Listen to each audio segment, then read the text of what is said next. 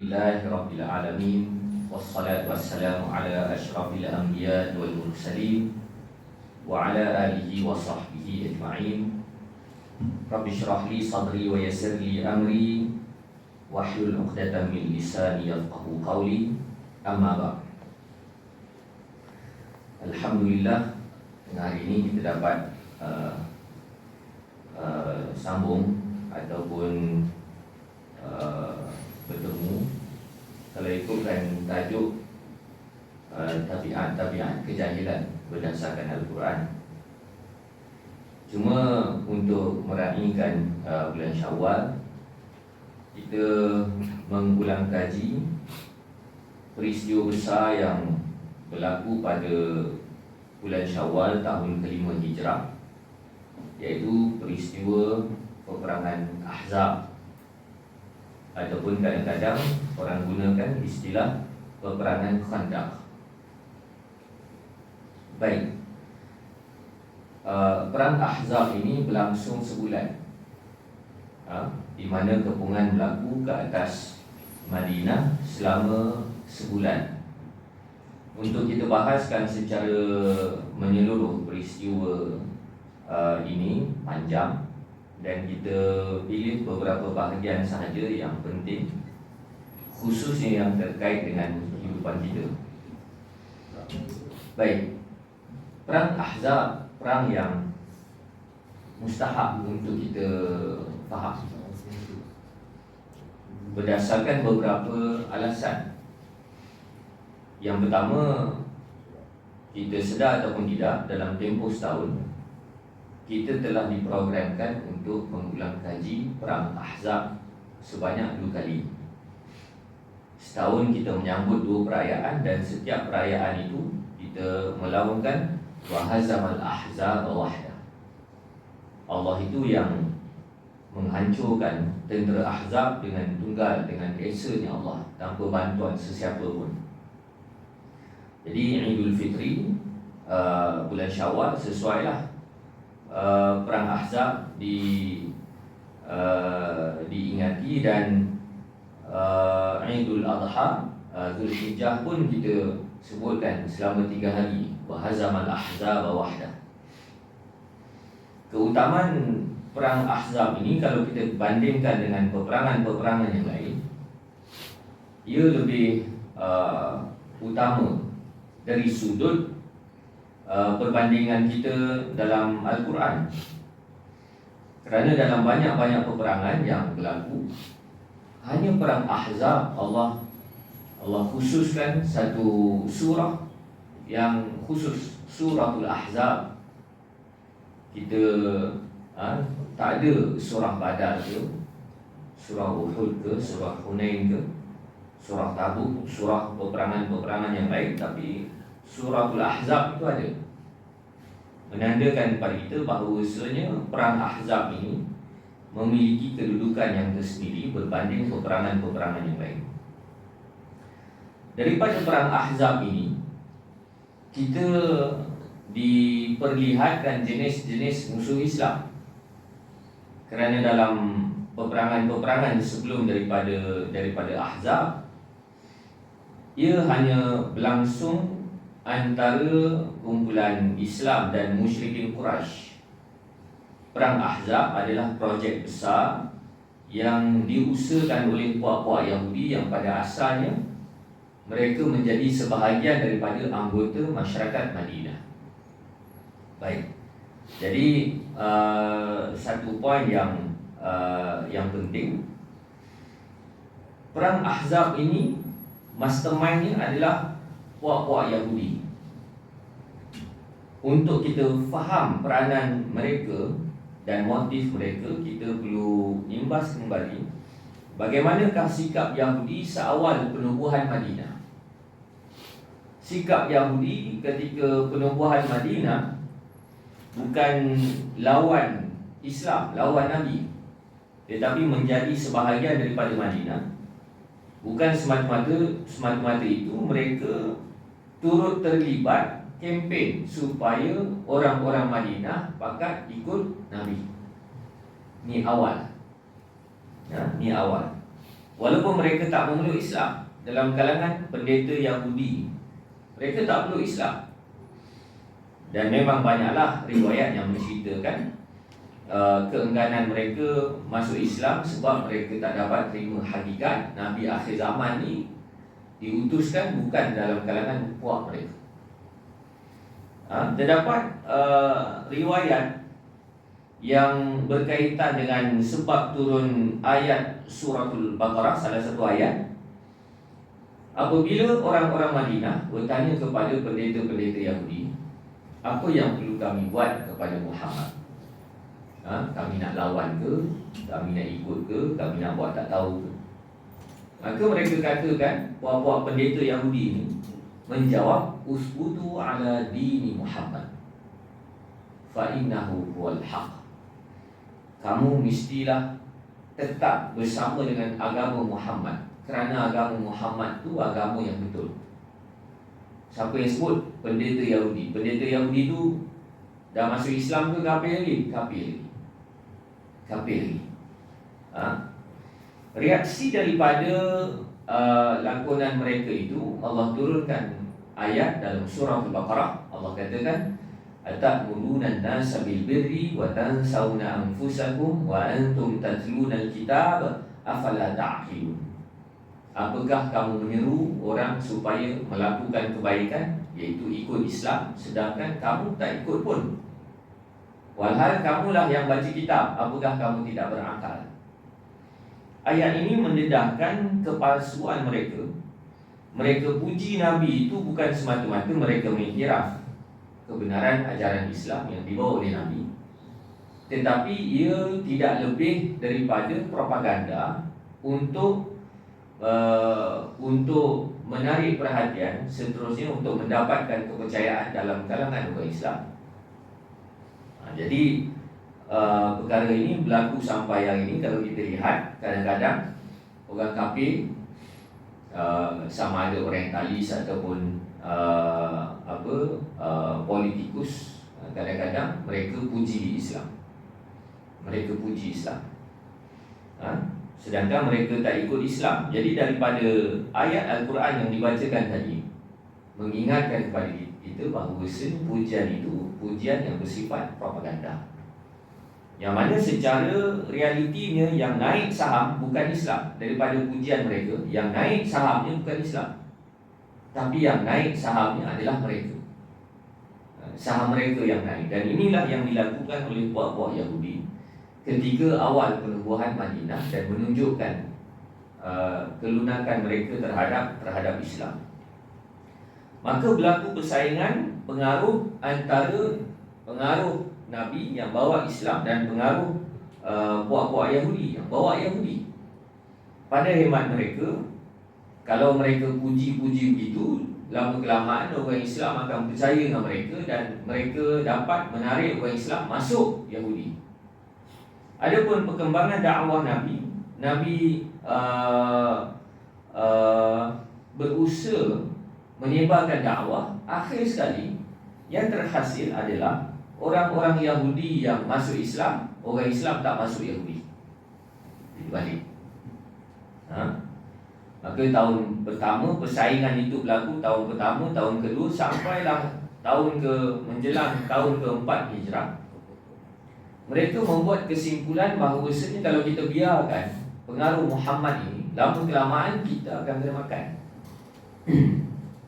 Kita akan kena makan. Bukan sekadar orang Yahudi kita yang masuk Islam ikut Muhammad, bahkan pendeta kita pun ada yang masuk Islam ikut Muhammad. Maka daripada motif itulah mereka menjadi perancang kepada perang Ahzab yang berlangsung tahun 5 tahun ke-5 Hijrah. Peranan ini dimainkan oleh Yahudi Bani Nadir, kerana keliling Madinah tu ada Yahudi Bani Nadir, Bani Qainuqa, Bani Quraizah. Masing-masing ada peranannya. Kalau Bani Qainuqa itu peranannya lebih kepada penghasilan senjata, perniagaan senjata. Sebab itu daripada dulu sampai hari ini, antara perniagaan yang suka dijalankan oleh puak-puak Yahudi adalah niaga senjata.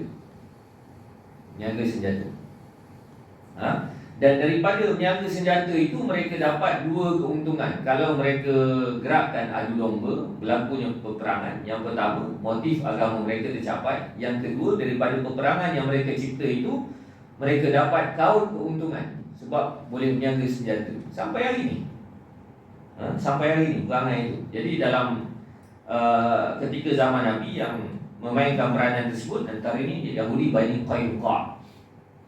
Adapun yang berperanan sebagai mastermind kepada perang Ahzab ini adalah Yahudi Bani Nadir. Dalam sirah diriwayatkan duta-duta Yahudi Bani Nadir ini menjalankan lobi supaya kumpulan-kumpulan lain turut serta bersama dengan komplot mereka. Jadi terdapat beberapa nama, antaranya Salam bin Ubay, Huyai bin Akhtab, Kinanah bin Ubay, Hauzah bin Qais, Abu Ammar Al-Wa'ili. Itu merupakan nama wakil Yahudi Bani Nadir yang diutuskan supaya pergi ke Makkah untuk dapatkan sokongan musyrikin Quraisy. Kerana kalau kita boleh bayangkan graf kekuatan musyrikin Quraisy, sebenarnya waktu itu kekuatan musyrikin Quraisy dah makin merosot. Sebab mereka dapat tamparan yang kuat ketika perang Badar. Pembesar-pembesar mereka bakal mati waktu perang Badar. Abu Jahal apa semua tu mati perang Badar. Lepas itu musyrikin Quraisy dipimpin oleh Abu Sufyan dan kekuatan mereka merosot. Lantas puak-puak Yahudi pun bertemu dengan pembesar-pembesar Quraisy di Makkah, menawarkan supaya jom sama-sama ikut komplot yang telah kami rancang. Sebab kalau dibiarkan, tak tahu lepas ni kita boleh tangani pengaruh Muhammad ataupun tak. Sebab ia berkembang. Jadi waktu inilah kita nak hapuskan sekali harum. Waktu ni lah, bukan waktu nanti kita dah tak boleh handle. Maka puak-puak musyrikin Quraisy pun sebelum daripada persetujuan, mereka bertanya kepada duta-duta Yahudi ini, ya ma'syara Yahud, innakum ahlal kitab al-awwal. Wahai puak-puak Yahudi, kamu ni ahli kitab senior, tahu lebih daripada kami. Kamu tahu krisis antara kami dan Muhammad ini bagaimana. Cuma kami nak tanya kepada kamu, apakah agama kami ini betul ataupun agama Muhammad itu betul? Apakah agama kami ini betul ataupun agama Muhammad itu betul? Sebelum bersetuju ni, lantas duta-duta Yahudi itu pun berkata bahkan agama kamu itulah yang benar dan kamulah yang lebih berhak untuk dianggap sebagai berada dalam kebenaran. Jadi puak-puak Yahudi kata, kamu puak-puak musyrikin Quraisy yang sembah berhala nilai yang betul, Muhammad sikit abut tak betul. Padahal kalau kita fikir secara logik, agama yang hampir dengan Islam adalah Yahudi. Kerana Yahudi merupakan hasil daripada penyelewengan panjang yang berasal daripada Bani Israel. Asal mereka adalah Islam. Mereka terdiri dalam kalangan pengikut Nabi Musa, pengikut Nabi Daud, Nabi Sulaiman, pengikut para Nabi dan Rasul. Mereka pada asalnya Islam. Tapi bila dah menyeleweng, muncullah agama baru. Secara logik, puak-puak Yahudi ini sepatutnya mengatakan yang dekat dengan kebenaran versi kami ini adalah Muhammad. Sebab Muhammad pun iktiraf Nabi Musa, Muhammad pun iktiraf Nabi Daud, Nabi Sulaiman. Itu Nabi-Nabi yang kami sanjung. Padahal Nabi-Nabi itu tak pernah ajar Yahudi. Tapi kerana motif konspirasi politik yang mereka nak jalankan, mereka boleh secara pragmatik mengatakan tak, agama Muhammad tu tak betul langsung, agama kamu yang sembah patung yang betul. Jadi di sini kalau kita bandingkan dengan sikap puak-puak Yahudi 5 tahun lepas, 5 tahun lepas, apa sikapnya? Bila orang ramai bertanya kepada mereka, bagaimana pandangan kamu berkenaan Muhammad? Apa jawapan mereka? Kamu kena ikut Muhammad. Muhammad tu betul. Muhammad tu betul. 5 tahun lepas tu, kamu jangan ikut Muhammad. Muhammad tu sikit pun tak betul. Ya. Jadi ini antara sikap utama puak-puak Yahudi yang tidak memiliki nilai moral terhadap pendirian-pendirian mereka. Mereka boleh jilat ludah sendiri, mereka boleh ludah balik, itu perangai. Begitu juga beberapa contoh yang lain, sikap yang sama, antara contoh yang lebih menyaksikan perubahan sikap Yahudi itu secara drastik. Antaranya ketika salah seorang pendeta mereka masuk Islam, namanya Abdullah bin Salam, yang jadi sahabat, antara sahabat yang terkenal lah. Bila nak rujuk pasal Taurat apa, rujuk dia. Ya. Jadi satu hari puak-puak Yahudi ini meminta Abdullah bin Salam supaya berjumpa dengan Nabi. Berjumpa dengan Nabi, cabar Nabi, kacau Nabi, argue Nabi. Sebab Abdullah bin Salam ni pendeta, Tok Syekh lah, profesor waktu tu. Jadi bila dihantar Abdullah bin Salam, tengok-tengok Abdullah bin Salam tak balik-balik. Mereka tak jumpa dah Abdullah bin Salam. Lepas katanya Abdullah bin Salam jumpa Muhammad. Mereka cari Abdullah bin Salam, lagi tak jumpa. Keliling Madinah tak jumpa. Akhir sekali mereka bertemu dengan Nabi. Mereka tanya kepada Nabi SAW, nampak tak Prof kami, Prof Abdullah bin Salam? Nampak tak? Ya. Nabi lantas bertanya kepada mereka, apakah pandangan kamu berkenaan dia, berkenaan Abdullah bin Salam? Mereka pun puji Nabi, puji Abdullah bin Salam ni bagai nak tak? Mereka kata Abdullah bin Salam ni lah orang mulia dalam kalangan kami, orang bijak dalam kalangan kami, orang paling yang kami sanjung, yang paling bernilai. Dia pujilah macam-macam. Maka lepas Nabi dengar puji-pujian itu, untuk memastikan mereka mengiktiraf, reputasi Abdullah bin Salam, lantas Nabi pun panggil Abdullah bin Salam keluar dari rumah Nabi, dan menampakkan rupa-rupanya Abdullah bin Salam ni dah masuk Islam. Secara drastik selepas itu, mereka kutuk Abdullah bin Salam, seakan-akan mereka tak pernah puji Abdullah bin Salam, dan seakan-akan mereka tak pernah memperakui Abdullah bin Salam ni ada kebaikan. Bermaksud apa?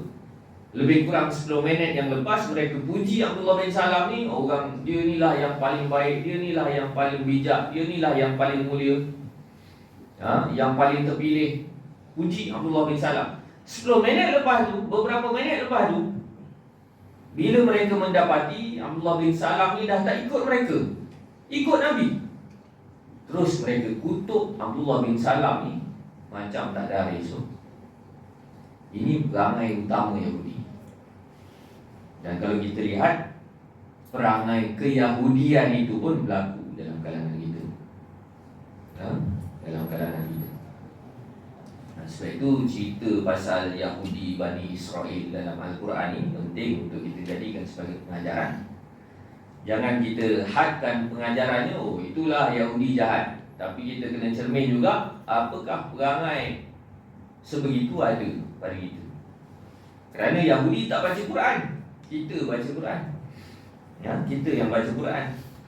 Dan sudah pastilah cerita-cerita itu sebagai pengajaran penting kepada kita, supaya kita tak ikut perangai mereka yang korak. Baik. Jadi lepas jawab gitu, puak-puak musyrikin Quraisy pun bersetuju. Okey, setuju dengan komplot kamu ni, kita hantar 4,000 orang tentera. 4,000 orang tentera. Selepas selesai, puak-puak Yahudi Bani Nadir itu pun pergi ke kabilah, antara kabilah terbesar di semenanjung Arab ketika itu, iaitu Bani Ghatafan. Yang kalau kita timbang konflik yang berlaku dengan Nabi, Bani Ghatafan ni tak ada kaitan, tak ada isu. Tak adalah macam musyrikin Quraisy, isunya tak ada begitu. Tapi puak-puak Yahudi ni datang pada mereka supaya ajak, jom sama-sama menyertai komplot ini untuk hapuskan pengaruh Muhammad, serang Madinah. Dengan pulangan hasil aktiviti ekonomi kami puak-puak Yahudi ni, kami akan serahkan kepada kamu Bani Ghatafan. Kalau konsep hari ni, nak tak kamu jadi tentera upahan kami? Kamu sedia bersama dengan kami, kamu follow kami upah. Kami upah. Bani Ghatafan pun bersetuju hantar 6,000 orang tentera. Mudah-mudah sahaja tentera Ahzab mencapai angka 10,000, 4,000 Quraisy, 6,000 Bani Ghatafan. Dalam 10,000 itu, kat mana Yahudi? Yahudi tak masuk dalam 10,000 sebab Yahudi ni kerja dia tukang catur, tukang atur, mastermind. Dan sampai hari inilah peranan Yahudi macam tu. Yang matinya orang lain, yang matinya orang lain, yang hancurnya negara orang lain, tapi yang untung, yang caturnya ni puak-puak Yahudi. Sampai hari ini perangai macam tu. Dan kemudian berlaku perundingan dengan puak-puak munafikin yang berada di Madinah untuk bersedia sabotaj berpaling dadah, dimulakan dengan permainan propaganda yang disebarkan dari dalam Madinah untuk meruntuhkan moral para sahabat yang berkubu di Madinah. Jadi 10,000 orang tentera, 10,000 orang tentera. Yang jadi think tanknya Yahudi. Yang jadi tentera ni bukan dalam kalangan orang lain, anak beranak Nabi dan para sahabat sendiri, musyrikin Quraisy 4,000. Tentera upahan Bani Ghatafan 6,000. Yang jalankan propaganda untuk runtuhkan semangat moral umat Islam ni puak-puak munafik yang ada dalam Madinah. Maka berlangsunglah perang Ahzab, di mana mereka mengepung Madinah selama sebulan. Jadi cerita perang inilah yang membabitkan strategi hasil daripada idea Salman Al-Farisi. Dia bagi tahu, kalau kami orang Parsi nak beradab dengan tentera yang jauh lebih ramai ini, sebagai pertahanan kami akan gali parit. Lantas Nabi menerima idea tersebut, galilah parit yang disebutkan sebagai Khandaq. Sebab itu kadang-kadang perang Ahzab ini diistilahkan sebagai perang Khandaq.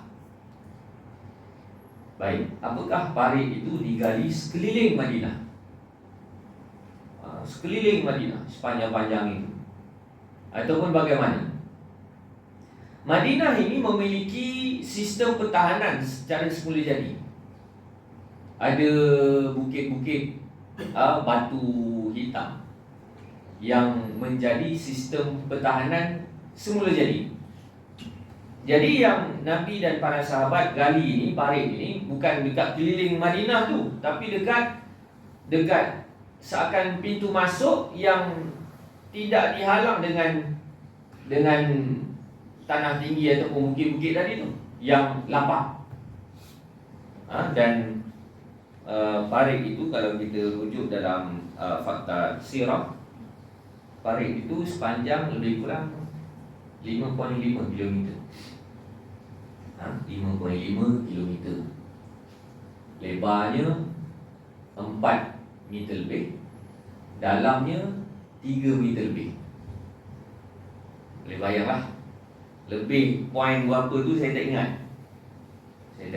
Jadi panjang 5.5, lebar 4 lebih, dalam 3 lebih. meter. Yang mana kalau dalam dan lebar tu tidak memungkinkan kuda boleh lompat. Dan kalau masuk dalam parit tu pun tak boleh nak naik, melainkan kena pakai tangga, kena pakai tali. Dan kita bayangkan penggalian parit tu dibuat secara tangan kosong dengan sekadar cangkul gitu sahaja, kan? 5 kilometer jauh juga tu kalau kita bikin pakai bare hand tu. Daripada dari sini ke mana? 5 kilometer. Dari sini sampai ke Pustakaan Negara sampai ke sampai ke Kampung Baru je. Sebenarnya KL ni tak adalah jauh mana. Yang buat jadi jauh tu jam je, kan? 5 kilometer tu silap sampai situ. Jadi ini yang disebutkan sebagai Khandaq. Itu plot awal berlaku peperangan Ahzab. Berapa minit lagi? 10 minit lagi. 5 minit. 10 minit lagi. Baik, ada satu bahagian yang menarik untuk kita jadikan sebagai refleksi keimanan kita. Lepas zaman Nabi, zaman para sahabat, dan para sahabat dianggap sebagai senior, sebagai tempat rujuk. Ada satu hari orang-orang Kufah dalam kalangan tabi'in yang tak sempat bertemu dengan Nabi, mereka jumpa sahabat yang namanya Hudzaifah bin Al-Yaman. Mereka menyuarakan hasrat, angan-angan sama macam itu. Angan-angan apa? Bestnya kalau sempat dengan Nabi, bestnya kalau jumpa Nabi. Angan-angan macam dalam nasyid tu lah, laukana bainana al-habib tu. Jadi orang-orang Kufah ini bertanya kepada Hudzaifah, apakah kamu sempat, pakcik lah kan, Hudzaifah dah besar, dah tua tu, apakah pakcik sempat bertemu dengan Rasulullah, bersama-sama dengan Rasulullah, berkawan dengan Rasulullah? Maka Hudzaifah pun kata, ya, aku sempat. Mereka tanya, bagaimana kamu berkawan? Sempat bergaul dengan Nabi. Macam mana feel dia, apa yang kamu buat? Hudzaifah pun kata, kunna najhad. Laqad kunna najhad. Sesungguhnya kami ni, wallah laqad kunna najhad. Demi Allah, sesungguhnya kami ni tak ada benda lain. Kalau bahasa kita ni, kami dengan Nabi ni kerjanya berjuang Islam, berjihad, bersungguh-sungguh untuk menegakkan Islam. Lantas orang-orang muda tadi berkata sebiji macam yang kita cakap ni, wallah law adraknahu ma tarakna yamshi 'alal ard wa la hamalnahu 'ala anaqina. Mereka katakan, demi Allah, kalaulah kami sempat dengan Muhammad, kami sempat dengan Nabi, kami takkan tinggalkan Nabi, kami takkan biarkan Nabi jalan kaki atas tanah. Sebaliknya kami sanggup untuk pikul Nabi, usung Nabi atas bahu-bahu kami. Maksudnya apa? Maksudnya apa yang Nabi nak, kami akan tunaikan. Nabi nak pergi mana, kami sanggup dokonglah. Kan sama macam kita. Yang penting kami sempat jumpa Nabi, kami sempat tengok Nabi, kami sempat berkhidmat dengan Nabi. Sama lah macam sama. Lantas Hudzaifah menjelaskan bahawasanya orang yang sempat bersama dengan Nabi ni bukan orang yang bahagia dari sudut itu. Sebaliknya, orang yang sempat bersama dengan Nabi ni adalah orang yang paling teruji dengan iman. Maka Hudzaifah pun kata, Wahai anak, aku dah nampak dah waktu bersama dengan Nabi, bila Nabi minta, kami tak boleh tunaikan. Sebab berat sangat. Hudzaifah kata pada waktu malam, kerana perang Ahzab ni perang yang berlaku pada musim sejuk. Dan kita boleh bayangkan bekalan makanan dicari selama sebulan. Jadi waktu itu apa?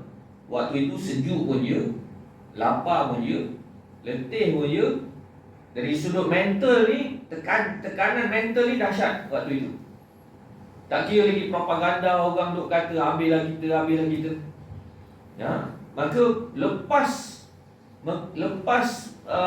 mereka dah sampai lalui tempoh yang panjang, hampir sebulan mereka ditorture dengan keadaan itu. Lantas pada waktu malam, ada satu malam itu, Nabi bertanya kepada mereka, siapa di kalangan kamu? Mar rajul yaqumu fayanzuru ma fa'ala al-qaum thumma yarji'. Siapa di kalangan kamu yang sanggup untuk menyelinap masuk dalam kemah musuh lah, kalau kita faham lagi. Kemah musuh, tengok, dapatkan maklumat, dapatkan intel, jangan buat apa-apa, dapatkan maklumat je, kemudian balik jumpa aku, bagi tahu pada aku nak maklumat. Maksudnya Nabi tawar, Nabi minta siapa yang sanggup jadi perisik. Tugas bahaya. Dan Nabi bagi jaminan, tugas itu imbuhannya apa? Jaminannya apa? Aku minta pada Allah supaya orang yang buat tugas tersebut jadi teman aku dalam syurga. Maksudnya siapa yang sanggup tu dijamin syurga lah. Dijamin syurga. Kalau kita fikir dengan keadaan kita ni, secara mudahnya kita fikir, kalau gitu baloi lah, mati pun mati ya. Baloi. Sebab apa? Jamin syurga lah. Kita yang tengah selesa sekarang ni, kita rasa aku sanggup kan. Tetapi ternyata para sahabat yang imannya jauh lebih tinggi. Bahkan Abu Bakar itu sendiri, iman dia seorang pun kalau nak dibandingkan dengan sepenuh bumi pada hari ini, tak boleh nak dibandingkan. Ketika itu tak ada seorang pun yang bangun. Tak ada seorang yang bangun.